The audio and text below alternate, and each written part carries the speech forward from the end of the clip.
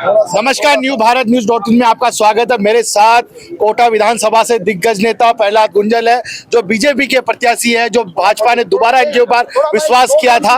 और दिग्गज नेता ये वसुंधरा राज खेमे के भी हैं, ओम बिरला के भी हैं।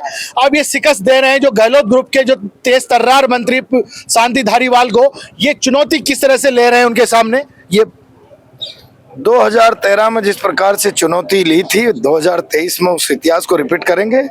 2013 में शांति धारीवाल ताकतवर मंत्री, गृह मंत्री, यूडीएच मिनिस्टर और नेक्स्ट टू सीएम हुआ करते थे। तब भी कोटा की जनता ने धूल चटाई थी मेरे सामने।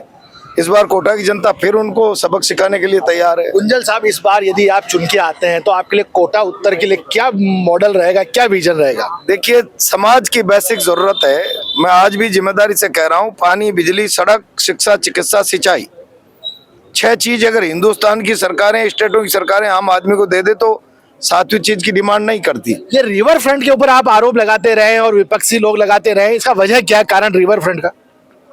प्रहलाद गुंजल गैर कानूनी काम करे तो कानून रोके। कानून बनाने वाले और कानून की पालना कराने वाले गैर कानूनी काम मवालियों की तरह करे। वो नदी की वेटलैंड है, यूआईटी के खाते नहीं है, उसमें सीईसी की परमिशन नहीं है, एनवायरमेंट के क्लियरेंस नहीं है, इरिगेशन की क्लियरेंस नहीं है, वो एनजीटी के नियमों का वायलेशन है। सुप्रीम कोर्ट का फैसला, हाई कोर्ट का फैसला, भारत सरकार के वाइल्ड लाइफ मिनिस्ट्री की गाइडलाइन, सबका वायलेशन करके आप सबसे ऊपर हो। कॉन्स्टिट्यूशन से भी मैं सरकार में मंत्री हूँ, इसलिए मैं तो कानून से भी ऊपर हूँ। कोटा उत्तर, कोटा दक्षिण, दोनों सीटों पर इस बार युवाओं की संख्या बहुत ज्यादा है। कांग्रेस सरकार के अंदर पेपर लीक, बेरोजगारी जैसे मुद्दे हावी रहे, उन्होंने उनका कोई समाधान नहीं निकाला। यदि आपकी सरकार आती है तो आप विशेष तौर पर उस तबके के लिए क्या करोगे? उस तबके का तो विश्वास ही खत्म हो गया। एक नहीं 17 बार पेपर लीक के बाद नौजवानों का विश्वास इस व्यवस्था से उठ गया है। और पेपर लीक न भी हो तो डोटासरा जी के 6 रिश्तेदार आरएस बन गए। उसके बाद तो पढ़ने लिखने वाले बच्चों को लगता है कि मैं ईमानदारी से पेपर दे के आऊंगा और बिना लीक के अगर परिणाम भी आ रहा है तो न्यायोचित है या उसमें भी कोई पक्षपात है। जब व्यवस्था से भरोसा उठ जाए नौजवान का तो फिर वो उस व्यवस्था को डिस्ट्रॉय करता है। वो आपको 25 नवंबर को पता लग जाएगा। कोटा विधानसभा, दोनों विधानसभाओं में महिलाओं की भागीदारी बहुत ज्यादा है और प्रधानमंत्री नरेंद्र मोदी ने नई पार्लियामेंट के अंदर महिलाओं की सशक्तिकरण के लिए उनके लिए बिल भी पास किया 33% आरक्षण के लिए। यदि आप जीतते हैं यहाँ पर तो महिलाओं के लिए आप विशेष तौर पर उनकी सुरक्षा के लिए, क्योंकि कांग्रेस सरकार रही यहाँ पर महिलाओं के प्रति सुरक्षा नहीं रही। प्रतापगढ़ जैसी घटना आप देख लीजिए, करौली में जो घटना हुई महिलाओं के साथ, यदि आपका क्या कहना है इस विषय पर? मैं इससे हटकर आपसे बात कर रहा हूँ। प्रतापगढ़ वाली घटना एक आपराधिक घटना हो जाए या कोई भी घटना, लेकिन आपराधिक घटनाओं पर, महिला अत्याचारों पर चर्चा करते समय सरकार का मंत्री राजस्थान की विधानसभा में बहुत गर्व से कहे, हाँ हम बलात्कार में नंबर 1 है और साला करें क्या, या तो मर्दों का प्रदेश है। सदन मौन रह जाए, लोकतंत्र शर्मसार हो जाए, तब मुझे इस कोटा की सड़कों पर खड़े होकर मातृशक्ति को आह्वान करना पड़े। आओ बहनों, ये कमजोर लाचार सरकार ये बलात्कारियों को, दरिंदों को मर्दानगी का सर्टिफिकेट दे रही है, अपने आत्मसम्मान की रक्षा खुद करेंगे।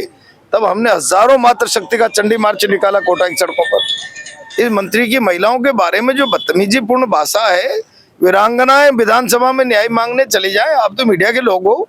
वीरांगनाओं का मतलब जिसका भारत कर्जदार हो, सारा भारत माथा अदब से झुकाता है, ऋणी समझता है कि लोकतंत्र सुरक्षित है, तो वीरांगनाओं के माथे पे सुहाग नहीं है। गुंजल साहब, अभी हाल ही में कोटा उत्तर में अभी आपकी विधानसभा में घटना घटित हुई है अभी जस्ट दिन में कि धारीवाल जी ने एक पत्रकार महिला के साथ गलत सलूक किया, उस पर आपका कहना क्या है? महिलाओं के प्रति उनका नजरिया शुरू से ही गलत रहा है।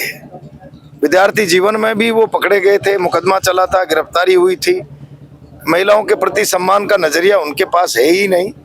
वो तो महिलाओं क्या, एक पूरे हिंदुस्तान भर का अभिभावक अपने बच्चों को, इस सरकार को अभिभावक समझकर कोटा के हवाले कर देता है, लाखों बच्चों को।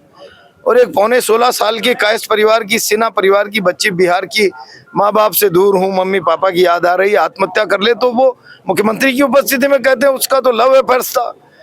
वो वीरांगनाओं के लिए कहते हैं ये तो नाते भाग जाती हैं। पूरा भारत लज्जित हुआ है उनके बयान से। भाई, धारीवाल जी के ऊपर भ्रष्टाचार के आरोप निरंतर लगते रहे हैं, इस पर आपका क्या कहना है? एक बात बताइए, इससे बड़ी शर्म की बात क्या है? कोटा शहर तो पिछले 20 दिनों से तो शर्मसार हो रहा है कि भूल सुधार करें। 25 नवंबर कब आने वाली है?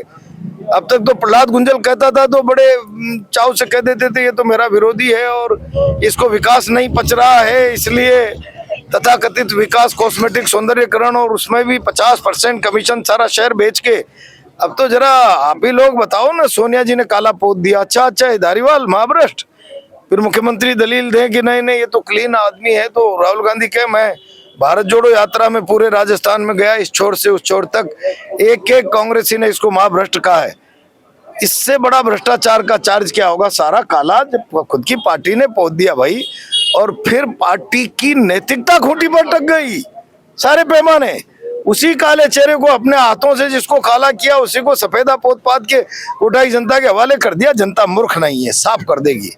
जिस तरह से प्रहलाद गुंजन ने बोला यदि सरकार आती है, सरकार हमारी आएगी और मैं यहाँ से चुन के जाऊंगा तो मैं बेरोजगारों युवाओं के लिए और महिलाओं के लिए पुख्ता व्यवस्था करूंगा और बेरोजगारों को नौकरी मिलेगी, और जो धारीवाल ने जो भ्रष्टाचार किए उनको मैं उजागर करूंगा, उन पर कार्रवाई होगी। कैमरामैन अमित शर्मा के साथ मैं तुषार गौतम, न्यू भारत न्यूज, जयपुर।